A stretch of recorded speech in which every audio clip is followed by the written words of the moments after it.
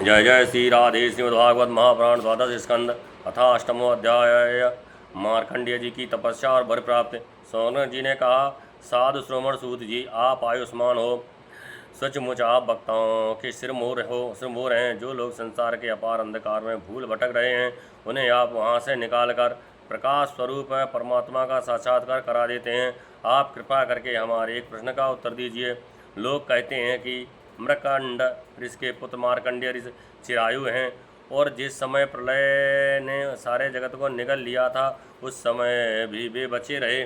परंतु सूत जी, वे तो इसी कल्प में हमारे ही वंश में उत्पन्न हुए एक श्रेष्ठ रघुवंशी हैं, और जहाँ तक हमें मालूम है, इस कल्प में अब तक प्राणियों का कोई प्रलय नहीं हुआ है।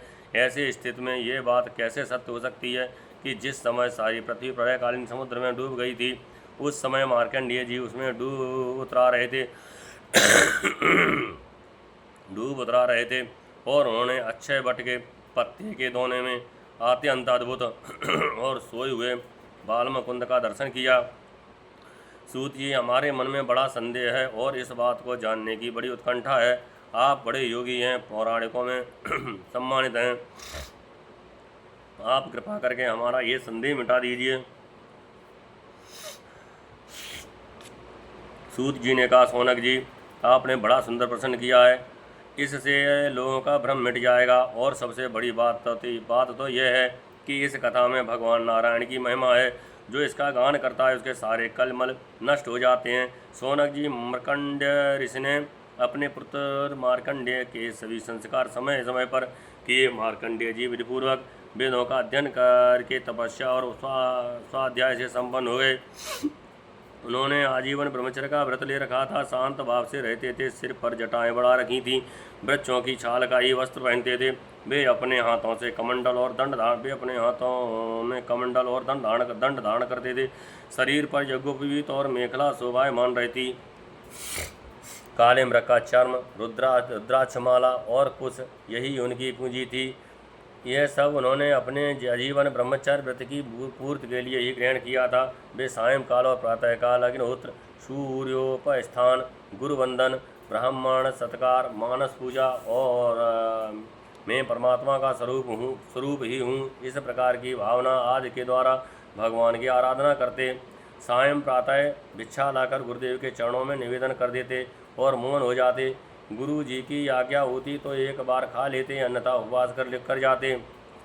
मार्कंडेय जी ने इस पर तपस्या और स्वाध्याय में तत्पर रहकर करोड़ों वर्षों तक भगवान की आराधना की, और इस प्रकार उस मृत्यु पर भी विजय प्राप्त कर ली, जिसको जीतना बड़े बड़े योगियों के लिए भी कठिन है। मार्कंडेय जी की मृत्यु विजय को देखकर ब्रह्मा, भृगु, शंकर, दक्ष प्रजापति, ब्रह्मा जी के अन्य पुत्र तथा मनुष्य, देवता, पितर एवं अन्य सभी प्राणी अत्यंत विस्मित हो गए।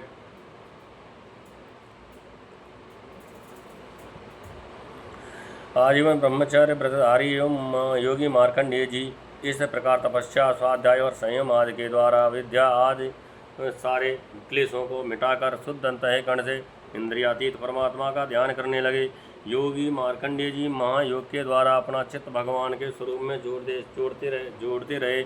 इस प्रकार साधन करते करते बहुत समय 6 मनवंतर व्यतीत हो गए। इस प्रकार साधन करते करते बहुत समय 6 मनवंतर व्यतीत हो गए।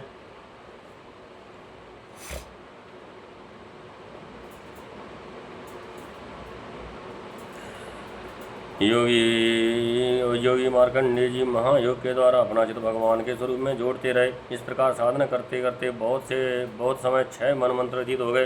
ब्रह्मन इस 7वें मनवंतर में जब इंद्र को इस बात का पता चला, तब वे उनकी तपस्या से संसकित और भयभीत हो गए। इसलिए उन्होंने उनकी तपस्या में विघ्न डालना आरंभ कर दिया।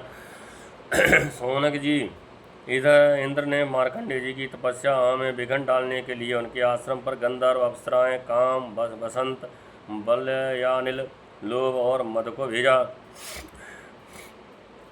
भगवान वे सब उनकी आज्ञा के अनुसार उनके आश्रम पर गए। मार्कंडेय जी का आश्रम हिमालय के उत्तर की ओर है। वहाँ पुष्पभद्रा नाम की नदी बहती है, और उसके पास ही चित्रा नाम की एक शिला है। सोनक जी, मार्कंडेय जी का आश्रम बड़ा ही पवित्र है। चारों ओर हरे भरे पवित्र वृक्षों की पंक्तियां हैं, उन पर लताएं लहराती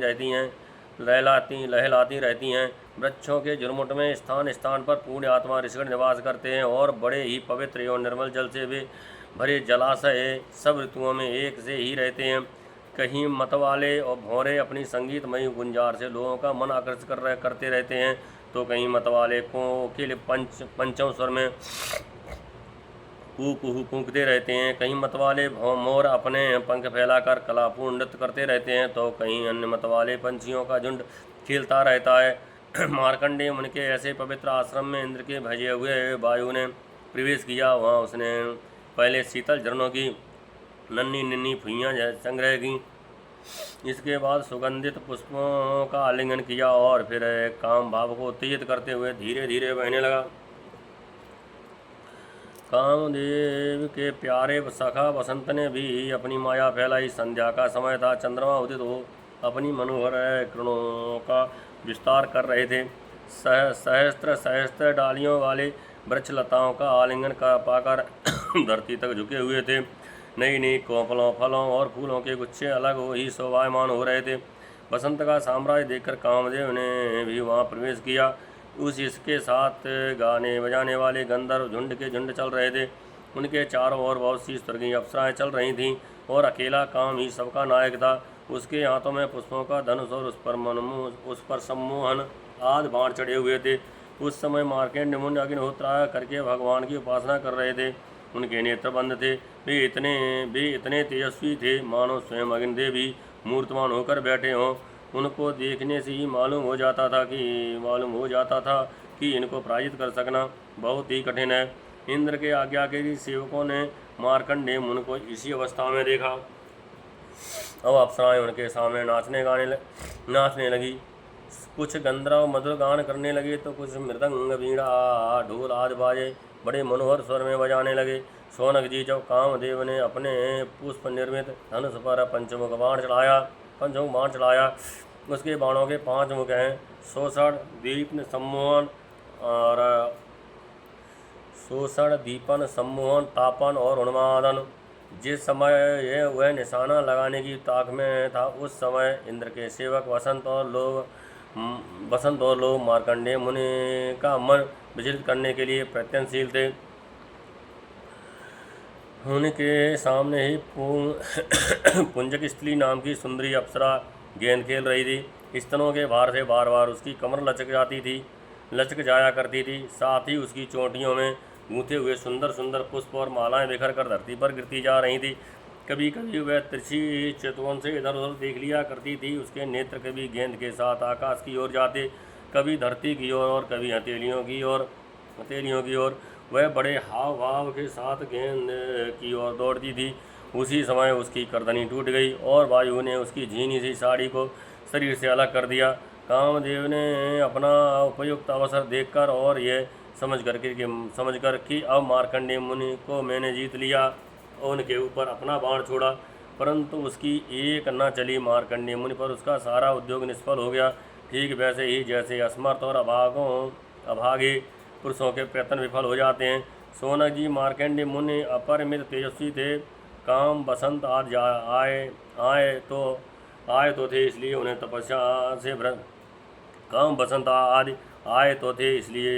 तपस्या से भ्रष्ट कर दें, परंतु अब उनके तेज से जलने लगे और ठीक उसी प्रकार भाग गए जैसे छोटे छोटे बच्चे सोते हुए सांप को जगाकर भाग जाते हैं। सोनक जी, इंद्र के सेवकों ने इस प्रकार मार्कंडेय जी को पराजित करना चाहा, परंतु वे रत्ती भरी विचलित न हुए। इतना ही नहीं, उनके मन में इस बात को लेकर तनिक भी अहंकार भावना हुआ। सच है, महापुरुषों के लिए ये कौन सी आश्चर्य की बात है। जब देवराज इंद्र ने देखा कि कामदेव अपनी सेना के साथ निस्तेज हतप्रभ होकर लौट आए और सुना कि ब्रह्म ऋषि मार्कंडेय जी परम प्रभावशाली हैं, तब उन्हें बड़ा ही आश्चर्य हुआ। शौनक जी, मार्कंडेय मुनि तपस्या, स्वाध्याय, धारणा, ध्यान और समाधि के द्वारा भगवान में चित्त लगाने का प्रयत्न करते रहते थे। अब उन पर कृपा प्रसाद की वर्षा करने के लिए मुनिजन नयन मनोहारी नरोत्तम नर और भगवान नारायण प्रकट हुए। उन दोनों में से एक का शरीर गौरवर्ण था और दूसरे का श्याम। दोनों के ही नेत्र तुरंत के खिले हुए कमल के समान कोमल और विशाल थे। चार चार भुजाएं थीं। एक मृग चर्म पहने हुए थे तो दूसरे वृक्ष की छाल हाथ में कुश लिए हुए थे और गले में 3-3 सूत के यज्ञोपवीत शोभायमान थे। वे कमंडल और वांस का सीधा दंड ग्रहण किए हुए थे। कमल गट्टे की माला और जीवों को हटाने के लिए वस्त्र की कूंची भी रखे हुए थे। ब्रह्मा इंद्र आदि भी पूज्य भगवान नर नारायण ब्रह्मा इंद्र आदि के भी पूज्य भगवान नर नारायण कुछ ऊंचे बंद गदगे थे और वेद धारण किए हुए थे। उनके शरीर से चमकती हुई बिजली के समान पीले पीले रंग की कांति निकल रही थी। वे ऐसे मालूम होते थे मानो स्वयं तब ही मूर्तमान हो गया हो। जब मार्कंडेय मुनि ने देखा कि भगवान के साक्षात स्वरूप नर नारायण श्री ऋषि पधारे हैं, तब वे बड़े आदर भाव से उठकर खड़े हो गए और धरती पर दंडवत लौटकर साष्टांग प्रणाम किया। भगवान के दिव्य दर्शन से उन्हें इतना आनंद हुआ कि उनका रोम रोम, उनकी सारी इंद्रियां एवं अंतःकरण शांति के समुद्र में गोता खाने लगे। शरीर पुलकित हो गया, नेत्रों में आंसू मड़ाए, जिनके कारण वे उन्हें भर आंख देख भी न सके। तदनंतर वे हाथ जोड़कर उठ खड़े हुए। उनका अंग अंग भगवान के सामने झुका जा रहा था। उनके हृदय में उत्सुकता तो इतनी थी मानो वे भगवान का आलिंगन कर लेंगे। उनसे और कुछ तो बोला न गया, गदगद वाणी से केवल इतना ही कहा, नमस्कार नमस्कार। इसके बाद उन्होंने इसके बाद उन्होंने दोनों को आसन पर बिठाया, बड़े प्रेम से उनके चरण पखारे और अर्घ्य, चंदन, धूप और माला आदि से उनकी पूजा करने लगे। भगवान नर नारायण सुखपूर्वक आसन पर विराजमान थे। मार्कंडेय जी पर कृपा प्रसाद की वर्षा कर रहे थे। पूजा के अनंतर मार्कंडेय मुनि ने उन सर्वश्रेष्ठ मुनि भेषधारी नर नारायण के चरणों में प्रणाम किया और ये स्तुति की। मार्कंडेय मुनि ने कहा, भगवान मैं अल्पज्ञ जीव भला आपकी अनंत महिमा का कैसे वर्णन करूं। आपकी प्रेरणा से ही संपूर्ण प्राणियों, ब्रह्मा, शंकर तथा मेरे शरीर में भी प्राण शक्ति का संचार होता है और फिर उसके कारण वाणी, मन तथा इंद्रियों में बोलने, सोचने, विचारने और करने जानने की शक्ति आती है। इस प्रकार सबके प्रेरक और परम स्वतंत्र होने पर भी आप अपना भजन करने वाले भक्तों के प्रेम बंधन में बंधे हुए हैं। प्रभु, आपने केवल विश्व की रक्षा के लिए ही जैसे मत्स्य, कूर्म आदि अनेकों अवतार ग्रहण किए हैं, वैसे ही आपने ये दोनों रूप भी त्रिलोकी के कल्याण, उसकी दुख निवृत्त और विश्व के प्राणियों को मृत्यु पर विजय प्राप्त करने के लिए ग्रहण किया है। आप रक्षा तो करते ही हैं, मकड़ी के समान अपने से ही इस विश्व को प्रकट करते हैं, फिर स्वयं अपने में ही लीन भी कर लेते हैं। आपका चराचर का पालन और नियमन करने वाले हैं। आप चराचर का पालन नियमन करने वाले हैं। मैं आपके चरण कमलों में प्रणाम करता हूँ। जो आपके चरण कमलों की शरण ग्रहण कर लेते हैं, उन्हें कर्म, गुण और कालजनित क्लेश स्पर्श भी नहीं कर सकते। वेद के मर्मज्ञ ऋषि मुनि आपकी प्राप्ति के लिए निरंतर आपका यह स्तवन, बंधन, पूजन और ध्यान किया करते हैं। प्रभु, जीव के चारों ओर भय ही भय का बोलबाला है। औरों की तो बात ही क्या है। आपके काल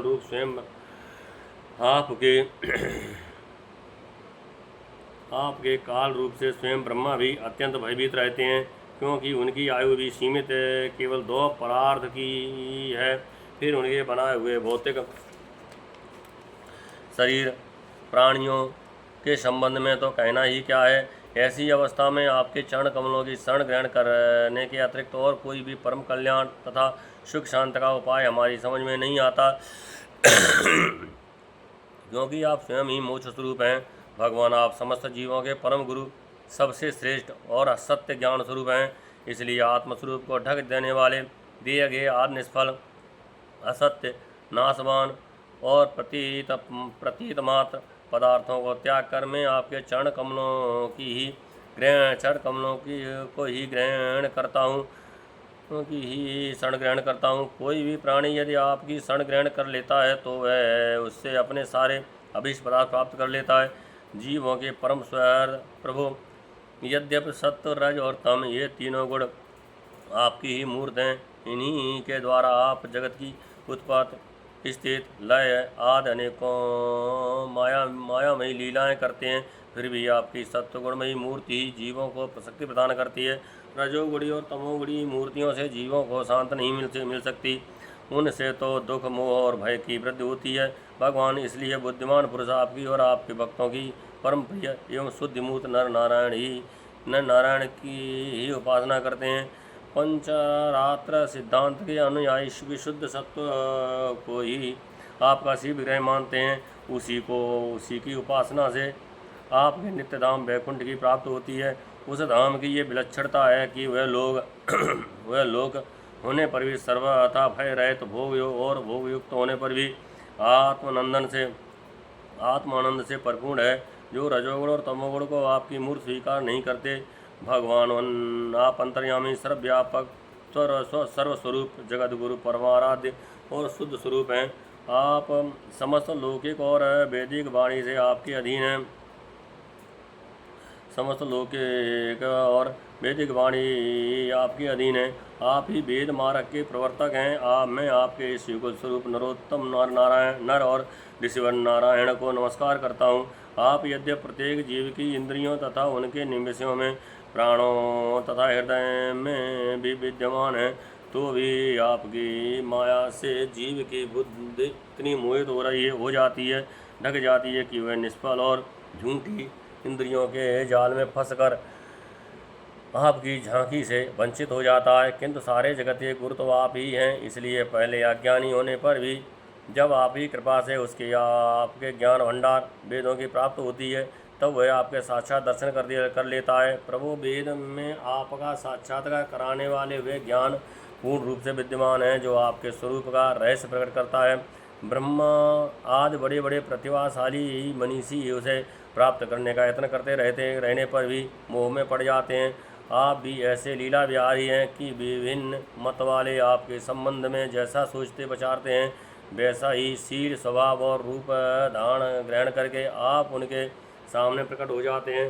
वास्तव में आप देहाद उपस्थ उपाधियों में छिपे हुए विशुद्ध विज्ञान घन ही हैं। हे पुरुषोत्तम, मैं आपकी वंदना करता हूँ। इस श्रीमद्भागवते महापुराणे परमहंसायां संहितायां द्वादश स्कंदे अष्टमो अध्याय। जय जय श्री राधे।